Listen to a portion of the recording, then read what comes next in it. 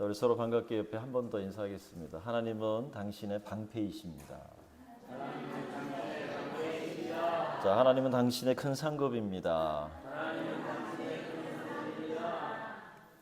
우리는 상을 굉장히 좋아합니다. 상이죠, 상. 책상, 밥상 이런 게 아니라 상을 굉장히 좋아하는데요. 상 주는데 마다할 사람은 없죠. 여러분, 상 받으면 기분이 좋아요, 안 좋아요? 굉장히 좋죠.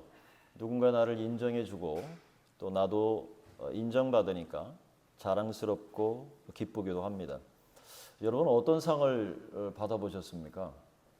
저는 제가 이 말씀을 준비하면서 고민이 되더라고요. 상이 그렇게 많지 않았어. 저는 상을 많이 받아보지는 못해서 크게 이제 자랑할 것은 없지만 여러분 중에는 아마 상을 많이 받아보신 분들이 있을 겁니다. 개근상, 그죠? 그리고 성적 우수상부터 시작해서 많은 상을 받았을 텐데, 여러분, 상은 어떤 일을 잘했다 이렇게 인정해주고 보상해주는 것이라고 할 수 있습니다. 오늘 말씀에도 하나님께서 하나님께 큰 상을 받는 사람이 소개되고 있습니다. 그게 바로 아브라함이죠. 저는 오늘 나는 너의 방패 큰 상급이라는 이 말씀의 제목으로 왜 하나님께서 아브라함에게 지금 이런 말씀으로 축복하시는지 그 배경을 살펴보고, 두 번째, 그렇다면 하나님께서 아브라함에게 어떤 상을 베푸셨는지 그리고 그 상의 의미는 무엇인지 살펴보고, 마지막으로 오늘 이 이야기를 통해서 우리는 어떤 믿음으로 살아가야 할지 깨달은 말씀 가지고 여러분과 은혜를 나누고자 합니다. 먼저 배경을 살펴보면 오늘 말씀 1절 여러분 다 같이 한번 읽어볼까요? 1절 말씀입니다. 시작. 이후에 여호와의 말씀이 환난 중에 내 임하여 이르되 아브라함아 두려워하지 말라. 자, 그런데 1절을 이후에라는 말로 시작하고 있습니다. 이 말은 이야기가 독립적인 것이 아니라 이 이야기는 앞에 일이 있은 후에 계속되는 연속적인 상황이라는 것을 알 수가 있습니다. 우리는 앞에서 창세기 14장에 아브라함을 떠난 롯이 그만 가나안 전쟁에 휘말려서 자신의 모든 재산을 빼앗기고 심지어는 자신이 포로로 잡혀갔다는 그런 이야기를 아브라함이 듣게 됩니다. 평소 아브라함은 힘을 길렀습니다. 그래서 집에서 길리웠던 318명을 데리고 또 함께 주변에 있던 동맹군을 데리고 단이라고 하는 곳까지 올라가서 그들을 쳐부수고 롯을 포함해서 빼앗겼던 모든 것을 도로 찾아 돌아온 것을 우리가 보았습니다. 그런데 여기서 놀라운 장면을 우리가 목격합니다. 그것은 바로 살렘 왕이라는 멜기세덱이 그 전쟁에서 승리하고 돌아온 아브라함을 축복하고자 떡과 포도주를 들고 그를 찾아왔습니다. 여러분, 그는 신약 성경 히브리서 7장 1절과 3절에 소개된 것처럼 멜기세덱은 살렘의 왕이요 지극히 높으신 하나님의 제사장이라 여러 왕을 쳐서 죽이고 돌아오는 아브라함을 만나서 복을 빌었는데 아브라함이 그 모든 것의 10분의 1을 그에게 나누어 주니라. 이 이름을 해석하면 먼저는 의의 왕이요 그 다음은 살렘의 왕이니 그 평강의 왕이요 아버지도 없고 어머니도 없고 족보도 없고 시작한 날도 없고 생명의 끝도 없어서 마치 하나님의 아들과 닮아서 항상 제사장으로 있느니라 그랬습니다. 자, 그런데 여러분, 여기서 하나님의 아들과 똑같다면 누구를 가리키는 걸까요? 하나님의 아들과 똑같다면 예수님을 가리키고 있습니다.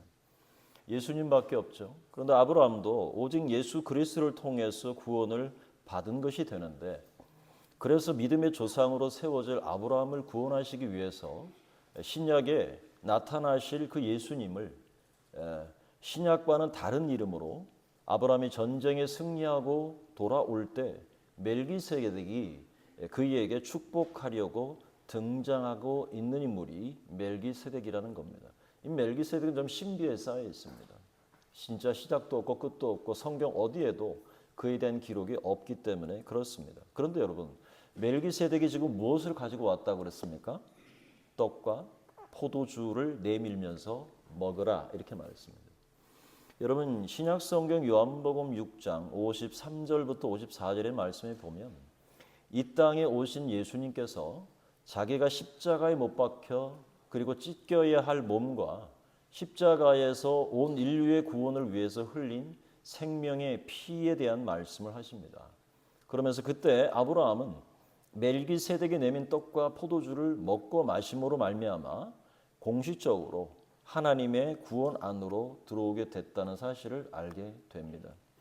그때 멜기세덱이 구원의 축복을 선포합니다. 그 앞장 14절, 19절, 20절에 보면 천지의 주제이시오 지극히 높으신 하나님이여 아브라함에게 복을 주옵소서. 너의 대적을 내 손에 붙이신 지극히 높으신 하나님을 찬송하리로다 이렇게 말합니다. 여러분, 아브라함이 그 얻은 것에서 10분의 1을 멜기세덱에게 주었습니다. 우리가 이 축복의 말씀 속에서 알 수 있는 것은 하나님께서 대적을 아브라함의 손에 붙이심으로 말미암아 결국은 가나안 전쟁을 승리로 이끌게 하신 분이 하나님이라고 하는 사실을 우리가 깨닫게 되는 겁니다. 그리고 이어서 누가 아브라함을 만났습니까? 소돔 왕이었습니다. 소돔 왕이 말합니다. 자기 백성들은 다 돌려달라는 겁니다. 다 빼앗겼으니까 백성은 돌려주고 네가 가지고 뺏어왔던 모든 그 전리품들은 다 가져라 라고 말했습니다. 그때 아브라함이 뭐라고 말하냐면 하늘과 땅의 하나님 여호와께 내가 맹세하는데 네 말이 내가 아브라함을 부자로 만들어 주었다 할까봐 네게 속한 것은 실 한 가닥도 내가 가지지 않겠다 이렇게 아브라함이 말한 것입니다. 여러분, 하나님께서 바로 이 상황을 내려다보고 계셨다는 겁니다. 하나님은 가나안 전쟁의 모든 상황을 이미 아셨습니다. 그리고 이런 일들이 있은 후에라는 겁니다. 이런 일들이 있은 후에 오늘 1절 말씀에 이 일 후에 오늘 하나님께서 아브라함에게 환상 중에 말씀하신 겁니다. 오늘 1절 말씀에 그래서 하나님께서 말씀하시는 걸 어떻게 말씀합니까? 두려워하지 말아라. 나는 너의 방패요 너의 지극히 큰 상급이니라. 여러분, 그렇다면 이 말씀이 어떤 의미인지 깨달아지시나요? 이 말씀은 앞장과 깊이 관련되어 있습니다. 그 말은 뭐냐면 아브라함아 두려워하지 말아라. 나는 너의 방패요 지극히 큰 상급이라는 말씀은 조금 전까지 가나안 전쟁에서 승리하고 아브라함은 돌아왔습니다. 그렇지만 그들은 패했어도 세계의 그 민족들이 연합하면 굉장히 큰 강대국들입니다. 그렇다면 전쟁에 패했어도 혹시라도 더 많은 족속들을 불러 모아서 원수를 갚기 위해서 만약에 아브라함의 뒤를 따라온다면 또다시 전쟁에 돌입해야 하는 그러한 상황이라는 겁니다. 그런 상황 속에서 하나님께서 아브라함이 아무리 전쟁에 이겼다 할지라도 이후에 일어날 일들에 대해서 아브라함이 걱정되지 않았을까요? 그 마음속에 아마 두려움이 있었을 겁니다. 318명을 데리고 동맹국과 함께 전쟁을 이기고 돌아왔지만 그 후유증이라는 것은 말로도 알 수 없습니다. 힘이 소진됐습니다. 가산이 탕진됐습니다. 거기서 전리품을 얻은 것은 하나도 없습니다. 그러한 상황 속에서 하나님께서 아브라함에게 하시는 말씀이 바로 두려워하지 말라라는 겁니다. 그러면서 나는 너의 방패다. 아브라함아 걱정하지 말아라. 네가 모든 적들의 공격을 내가 막아주겠다. 그들이 다시 전쟁을 수행한다 할지라도 내가 너의 방패가 될 것이다. 내가 너를 막아주고 너를 보호해 줄 것이다 라는 하나님의 약속인 겁니다. 그러면 너의 지극히 큰 상급은 어떤 의미일까요? 왜 하나님께서 나는 너의 지극히 큰 상급이라 말했습니까? 아브라함은 전쟁에서 자기 몫을 챙기지 않았습니다.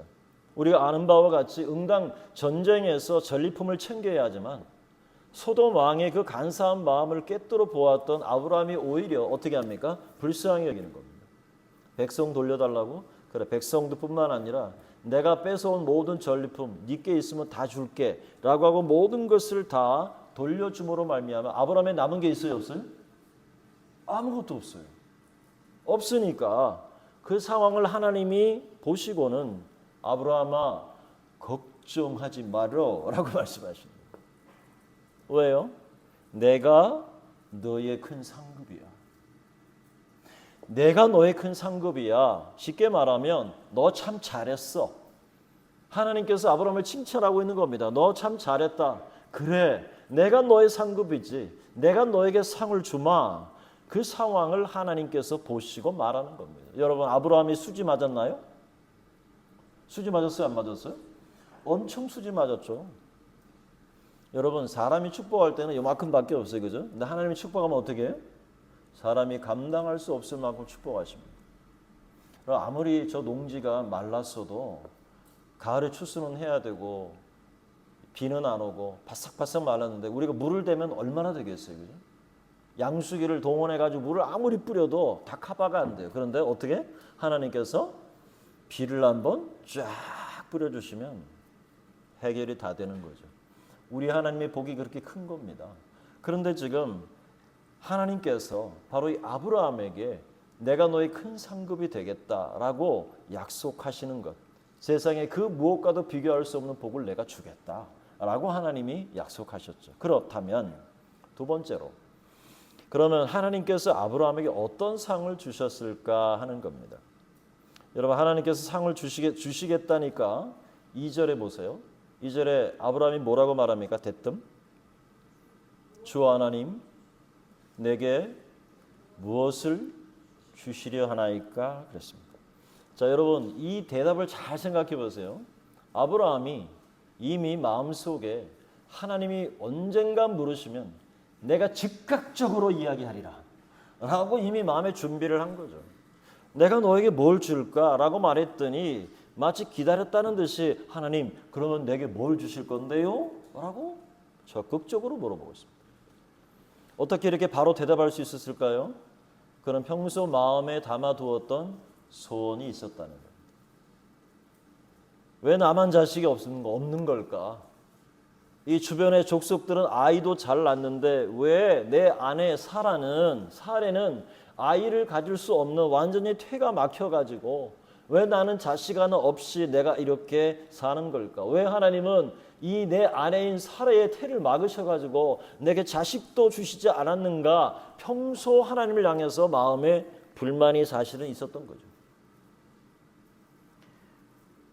그러니까 대뜸 나는 자식이 없으니까 주님 생각에 내 상속자는요 다메섹 사람 엘리에셀을 세우면 어떨까요? 라고 하나님 앞에 대질문하는 겁니다. 하나님, 나 자식 안 주셨으니까 그냥 우리 집에 있는 저 엘리에셀을 종으로 내 상속자로 세우면 어떻겠습니까? 라고 하나님 앞에 묻습니다. 그런데 3절에 보니까 아브라함이 또 이르되 주께서 내게 씨를 주지 아니하셨으니 자식을 안 주는 것이 지금 누구 책임이라는 겁니까? 하나님. 그렇죠. 생사화복을 주관하시는 하나님이라면 안 주시는 것은 하나님 책임이죠. 그러니까 내 집에서 길려온 이 엘리에셀이나 내 상속자가 되겠습니다 라고 말하니까 여러분, 아브라함이 자식이 없으니까 평소 자기 대를 이어서 가문을 일으킬 사람을 생각해 둔 거죠. 옛날에 로마 사람들이, 옛날에 로마 귀족들이요 로마의 지중해를 점령했죠. 그래서 각 나라마다 그 왕들을 파견해서 그곳을 다스리게 했습니다. 그런데 여러분 아시다시피 그 로마의 도시는 항상 뭐가 잘 돼 있냐면 수로가 잘 형성되어 있습니다. 파이프라인, 오늘처럼 뭐 이렇게 금속으로 만든 파이프라인은 없어도 예전에는 이렇게 돌로 구워서 만든 파이프를 사용했어요. 그래서 이것을 연결해 가지고 저수지에서 물을 전부 다가 도시에 있는 집집마다 다 공급했어요. 여러분 나중에 혹시 로마에 가실 일이 있으면 한번 보세요.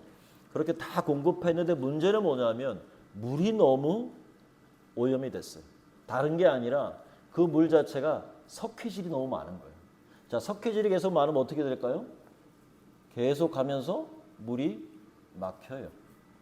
또 하나는 그 속에 그 금속을 만든 게 아이언이 그 속에 포함되어 있었어요. 그러다 보니까 그 물을 마시기는 마시는데 뭐가 안 생기냐? 남자들이 자식을 못 낳는 거예요. 그런 일이 비일비재했어요. 그러다 보니까 귀족들이 돈은 있고 자기의 권력을 물려줄 아들을 대리인을 찾는 거였어요. 그래서 평소 집에서 종들이 딱 봤을 때 좀 똑똑한 놈이 있다. 그러면 딱 보고 교육을 먼저 시켜요. 잘 교육받은 다음에 그 아들을 세워서 딱 넘겨주는 그런 제도가 로마의 비일비재였어요. 지금 이런 상황에서 아브라함이 그 얘기를 하는 거예요. 하나님, 내 집에서 잘 길러온 엘리에셀이 있습니다. 여기 이 엘리에셀을 그러면 내 상속자로 세우면 어떻겠습니까? 여러분, 엘리에셀이라고 여러분 얕보면 안 됩니다. 이 엘리에셀이 얼마나 충성스러운 종이라는 사실은 창세기 24장에 나타납니다. 창세기 24장에서 그 아들 이삭의 며느리 아내를 구하는 일에 누구를 보냈냐면 바로 이 엘리에셀을 보냅니다. 그 엘리에셀은 주도 면밀하게 정확하게 아주 겸손하지만 아주 주도 면밀하게 그 아내를 찾는 일에 그 마음을 쓰는 것을 엘리에셀을 우리가 보게 됩니다. 그 정도로 엘리에셀은 아브라함 곁에서 공을 세웠을 뿐만 아니라 그에게 신복과 같은 사람이었을 가능성이 큽니다. 그런데 하나님이 허락하셨습니까? 하나님께서는 놀라운 대답을 주십니다. 뭐냐면 아니다. 그 사람은 엘리에셀은 너의 상속자가 아니다. 오직 너의 몸에서 날 자가 너의 상속자가 되리라. 이렇게 말씀하셨던 겁니다. 여러분 이게 무슨 뜻입니까? 하나님께서 뭘 주겠다? 자식을 주겠다는 말입니다. 상속자를 주겠다라고 하나님이 드디어 이야기를 하신 겁니다. 이것이 바로 아브라함이 받고 싶었던 상이었던 겁니다. 우리가 생각할 때 상 그러면 뭔가 우리에게 좀 돈이 되는 것, 우리가 좀 부유할 수 있는 것, 좀 더 잘 살아갈 수 있는 어떤 물질적인 축복만을 얘기하는데 그게 아니고 하나님께서 지금 아브라함에게 주신 이 상도 보통 상이 아닙니다. 너의 지극히 큰 상급이라 말씀하시면서 그 상급을 주는 것을 아들을 주겠다, 상속자를 주겠다 말씀하시는데 그것뿐만 아닙니다. 여러분 5절 말씀을 보세요. 5절에 보면 하나님께서 아브라함을 캄캄한 하늘, 밖에 새카만 하늘이 있는 곳에 텐트 밖으로 아브라함을 데려나갑니다. 여러분 깜깜한 하늘엔 뭐가 떠 있을까요? 밤이 깊을수록 새벽은 가깝고요. 밤이 어두울수록 별은 빛나는 거예요. 그러니까 하나님께서 이 아브라함을 데리고 밖으로 나간 거예요. 그러니까 하늘을 딱 쳐다보니까 지금은 불빛이 많아서 하늘이 별이 잘 안 보여요. 그런데 우리 교회당에 있는 여기는 하늘이 잘 보이고 별도 많이 보이더라고요. 제가 새벽에 와서 보니까 와 너무 많아. 아마 의정부 시내에서 못 볼 겁니다. 근데 여기는 굉장히 많이 보여요. 어두우니까. 근데 그때 전기도 없는 시절이었으니까 얼마나 깜깜했겠어요. 그러니까 별밖에 안 보이는 거야. 눈을 딱 보니까 그냥 하늘에 그냥 별들이 가득한 거예요. 그런데 하나님 뭐라 그러세요? 야 아브라함 뭐가 보이니? 별들이 보입니다. 너 저 별들이 몇 개인지 셀 수 있어? 그러니까 아니요. 그래? 그러면 너의 자손을 이렇게 많게 해줄게 라고 했습니다. 자 여러분 이게 작은 상입니까? 큰 상입니까? 큰 상이죠. 엄청나게 큰 상이죠. 그렇다면요. 하나님께서 아브라함에게 이렇게 큰 상을 베푸셨는데 이 상의 의미는 무엇일까? 내가 너의 큰 상급이야. 네가 소돔 왕에게 한 말 내가 다 들었어. 걱정하지 마. 내가 너에게 더 큰 것으로 갚아줄게. 난 너의 지극히 큰 상급이야. 이런 의미도 있지만 더 중요한 의미가 숨어 있습니다. 여러분 아브라함에게 아들이 혈통으로 낳은 자식이 몇 명입니까? 마치 성경 퀴즈하는 것 같죠? 네. 이삭이 있었죠. 그 다음에 16장에 하갈을 통해서 나온 이스마엘이 있었죠. 나중에 노년에 여종을 통해서 낳은 그두라라는 아들이 있었습니다. 세 사람입니다. 그런데 질문. 아니 하나님께서 분명히 하늘에 저렇게 빛나는 수많은 별들처럼 내가 너의 자손을 많게 해주겠다고 했는데 지금 아브라함은 몇 명의 자식이 있는 거예요? 혈통으로는 3명. 그러니 말씀이 좀 맞지 않지 않나요? 맞아요, 틀려요? 잘 맞아 떨어져요? 안 맞아 떨어져요? 아이 여러분 용기를 내 가지고 믿음을 잘 발휘해 가지고 맞아 떨어집니다. 이렇게 얘기하면 안 돼요. 안 맞아 떨어지잖아요, 지금. 하나님은 분명히 하늘의 별처럼 많은 자녀를 주겠다고 했는데 지금 고작 딸랑 셋이에요. 그것도 진짜 아들은 이삭밖에 없잖아요. 그런데 하나님께서 오늘 아브라함에게 하늘의 별들처럼 자식들이 많게 해주겠다는 말의 영적인 의미가 더 중요한 겁니다. 왜 그러냐면요. 여러분 갈라디아서 신약성경 갈라디아서 3장 26절 27절의 말씀에 보면 다 같이 한번 읽어볼까요? 시작. 너희가 다 믿음으로 말미암아 하나님의 아들이 되었으니 누구든지 그리스도와 합하기 위하여 세례를 받는 자는 그리스도로 옷 입었느니라. 아멘. 여러분 예수님을 믿고 구원받은 우리는 누구입니까? 하나님의 자녀들입니다. 예수님과 합하여 세례를 받음으로 우리는 무엇으로 옷을 입었다고요? 그리스도로 옷을 입었습니다. 그런데 바울은 어떤 사람이 하나님의 자녀이며 그리스도로 옷 입은 사람들을 뭐라고 하냐면 28절입니다. 다 같이 읽어볼까요? 시작. 너희는 유대인이나 헬라인이나 종이나 자유인이나 남자나 여자나 다 그리스도 안에서 하나이니라. 그리스도 예수 안에서 하나이니라 말합니다. 여러분 유대인도 예수 믿으면 하나님의 자녀. 그리고 헬라인 당시 로마 사람도 예수 믿으면 하나님의 자녀. 혹시 종이라도 예수 믿으면 하나님의 자녀. 자유인이라도 예수를 믿으면 하나님의 자녀. 그게 남자이든 여자이든 상관없이 다 그리스도 예수 안에서 뭐라고요? 하나라고 했습니다. 그리고 29절 다 같이 시작. 너희가 그리스도의 것이면 누구의 누구의 자손이요? 너희가 그리스도의 것이면 누구의 자손? 아브라함의 자손. 아브라함의 자손이요 약속대로 유업을 이을 자니라 그랬습니다. 그렇다면 질문. 아브라함의 자손이 얼마나 될까요?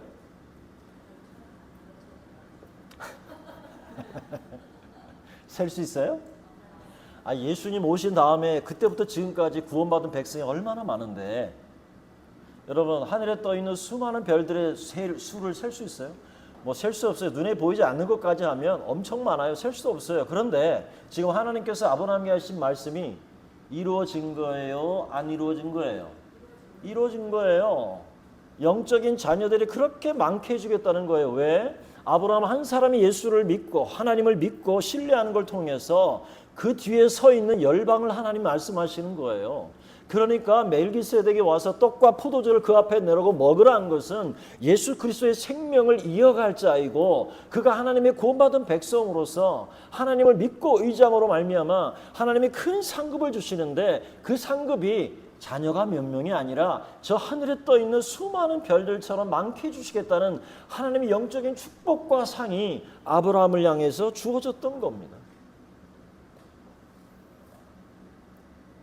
오늘 그래서 본문에 내가 이렇게 하늘에 있는 별처럼 내 자손을 많게 해줄게 라는 것은 하나님의 말씀이 실제로 이루어졌어요? 안 이루어졌어요?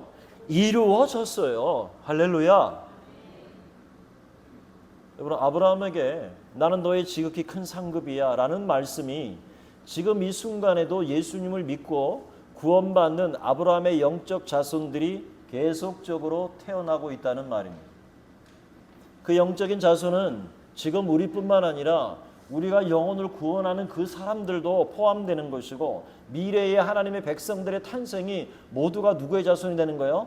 아브라함의 영적인 자손들이 되는 거예요. 그래서 6절에 아브라함이 여호와를 믿으니 어떻게 하나님께서 이를 그의 뭐로? 의로. 따라해보세요. 의로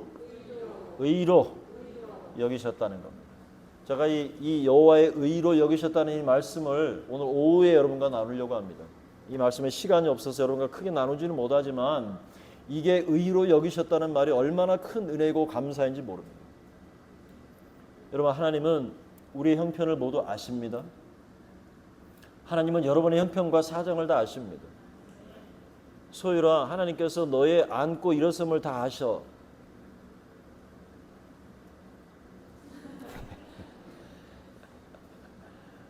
수야, 네가 언제 학교 갔는지 하나님 다 기억하셔. 조하나, 너 올해 초등학교 1학년 되는 거 하나님 다 아셔.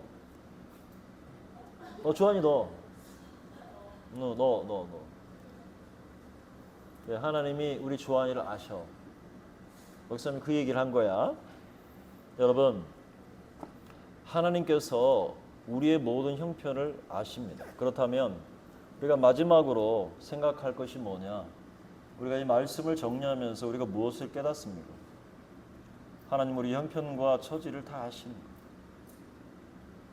안 믿어지세요? 안 믿어지세요? 에이, 하나님, 하나님 내 삶이 이렇게 어렵고 힘든 거 보니까 하나님 내 삶을 모른다 하시는 거죠. 하나님 살아계시면 왜 나를 이렇게 외롭게 힘들게 세상에서 고통당하게 하세요? 라고 여러분 반문하는 분들이 있을지 모릅니다. 그러나 여러분, 아브라함이 가나안 전쟁에 뛰어들어가지고 롯을 구해내느라 피곤하고 지쳐있는 그 아브라함도 하나님이 아셨습니다. 전쟁에 승리했어도 소돔 왕에게 그의 백성도 전리품도 다 돌려준 사실도 하나님 다 알고 계셨어요. 전쟁에 패배한 가나안의 연합군이 다시 아브라함의 뒤를 쫓아오지 않을까 두려워하고 불안해하는 그 아브라함의 마음도 하나님 다 아신 거예요. 그러니까 하나님께서 환상 중에 나타나셔서 아브라함아, 두려워하지 마라. 내가 너와 함께 할게. 내가 너를 지킬게. 내가 너를 보호할게. 하나님이 그렇게 말씀하십니다. 걱정하지 말아라. 나는 너의 방패다. 내가 지켜줄게. 내가 지켜줄게. 보호할게. 두려워하지 마. 사랑하는 성도 여러분, 하나님께서 아브라함의 형편을 아신 것처럼 오늘 세상을 살아가는 우리 형편과 처지를 하나님께서 모두 아십니다. 여러분의 간절한 소망도 아시고요. 여러분의 간절한 마음도 아시고요. 여러분의 아픔도 다 아십니다. 여러분의 고통도 아십니다. 여러분의 마음에 담고 있는 그 마음의 소원도 하나님이 모두 아십니다. 여러분, 시편 139편 9절과 10절 말씀에 보면 다 같이 한번 읽어볼까요? 시작. 내가 새벽 날개를 치며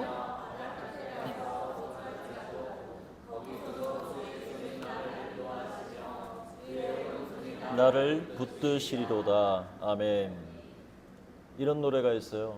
나 어디 거할지라도 주 날개 나를 지키네. 그 그늘 아래서 나 주님을 노래하네. 외롭고 험한 길에 내 믿음 연약해져도 기다려 주실 수 있는 주님, 늘 나의 곁에 계시며 내게 말씀하시네. 내가 너를 사랑한다. 넌 두려워 말라. 나 사랑하리. 당신을 신뢰하리. 그 마음 내가 살아 숨쉬는 동안 주님.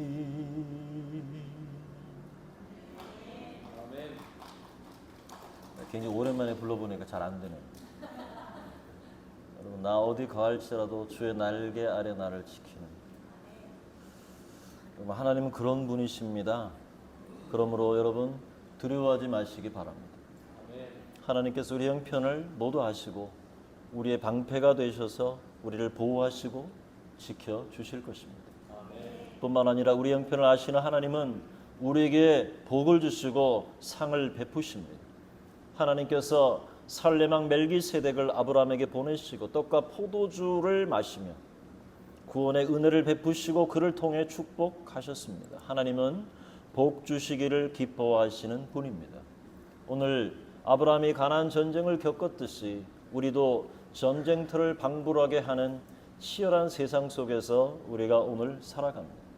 아브라함은 자신의 힘을 키웠고 이웃들과도 좋은 협력 관계를 유지했을 뿐만 아니라 전쟁에서도 승리했을 뿐만 아니라 간사한 소도망의 협상에도 굴하지 않고 오히려 당당했던 것처럼 여러분, 저와 여러분 이 세상을 살아가면서 이렇게 당당하게 살아갈 수 있기를 바랍니다. 왜냐하면 하나님이 우리와 함께 계시고 하나님이 우리에게 복을 주시는 분이기 때문에 이렇게 여러분 한 분 한 분이 세상을 축복하는 축복의 통로가 된다는 사실을 믿고 나아갈 수 있기를 축복합니다. 오직 하나님께서만 우리의 지극히 큰 상급입니다. 이제 어떠한 상황에도 어떤 어려움에도 낙심하지 마시고 두려워하지도 마시기를 바랍니다. 하나님은 우리의 방패가 되십니다. 하나님은 우리의 능력이 되시고 우리의 큰 상급이 되셔서 우리를 지키시고 보호해 주시는 좋으신 하나님이십니다. 여러분은 세상에 하나님의 복을 흘려보내는 축복의 통로입니다. 하나님은 우리의 큰 상급입니다. 이 큰 상급으로 여러분 세상을 향해 이 큰 상급을 흘러보냄으로 말미암아 더 많은 아브라함의 자손들을 그리스도 앞으로 인도해내는 저와 여러분의 삶이 될 수 있기를 주님의 이름으로 축원합니다. 아멘. 기도하겠습니다. 우리 말씀을 생각하면서 잠시 한번 기도합시다. 하나님 아버지, 오늘 아브라함의 형편과 사정을 아셨습니다. 그럼 그에게 나타나 두려워하지 말라. 나는 너의 방패요 지극히 큰 상급이라 그렇게 말씀하시면서 아브라함을 축복하시고 그에게 수많은 영적인 자녀들을 주실 것을 약속하셨습니다. 여러분, 우리가 이 세상을 살아가면서 전쟁터와 같은 삶을 살아갑니다. 경쟁 시대에 살아가고 있고 우리가 착하면 오히려 이용당하는 이러한 험악한 세상입니다. 이 세상 속에서 하나님 우리를 지키시고 보호하시는 하나님 우리의 방패가 되시며 우리의 능력이 되십니다.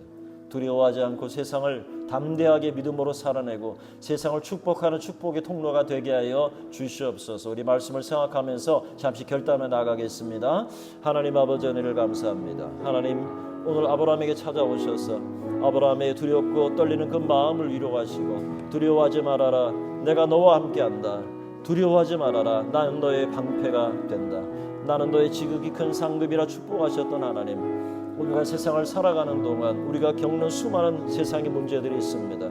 아버지 하나님의 전쟁터와 같고 하나님의 치열한 삶의 현장 속에서 살아갈 때에 하나님 아버지 두렵고 떨리는 우리의 마음이라도 하나님 주님의 주시는 그 은혜와 하나님의 약속을 붙들게 하시고 우리와 함께 하시는 하나님, 내가 새벽 날개를 치며 어디에 간다 할지라도 거기 계셔서 말씀하시는 하나님의 음성을 듣고 강하고 담대한 마음을 가지고 세상을 이겨나가는 우리의 삶이 될 수 있도록 축복하시고 은혜 도와여 주시옵소서. 예수님,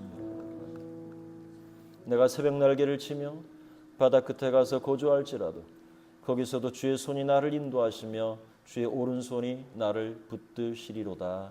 아멘. 하나님 아버지, 오늘 가나안 전쟁을 이제 막 끝내고 지쳐있는 아브라함에게 나타나셔서 아브라함아 두려워하지 말아라. 내가 너의 방패요 너의 지극히 큰 상급이라 말씀하시며 그의 삶을 붙드시고 세우시며 그가 평소에 원했던 그 간절한 아들에 대한 소망과 하나님 그 상속자에 대한 소망을 하나님 응답하실 뿐만 아니라 이보다 더 큰 하나님 열방을 주시겠다고 하는 그 복으로 아브라함을 축복하셨던 것처럼 오늘도 우리가 이 세상을 살아가면서 험한 세상에서 두려워하지 않게 하시고 주님 함께 하시는 나와 동행하시며 나를 지키시고 나를 붙드시며 하나님 나와 함께 하시는 하나님을 의지함으로 말미암아 세상 속에서 당당하게 세상을 향하여 저벅저벅 믿음으로 걸어나감으로 말미암아 세상을 축복하는 자로 세상의 축복과 통로가 될 수 있는 우리 모두가 될 수 있도록 인도하여 주옵소서. 예수님의 이름으로 기도하옵나이다. 아멘.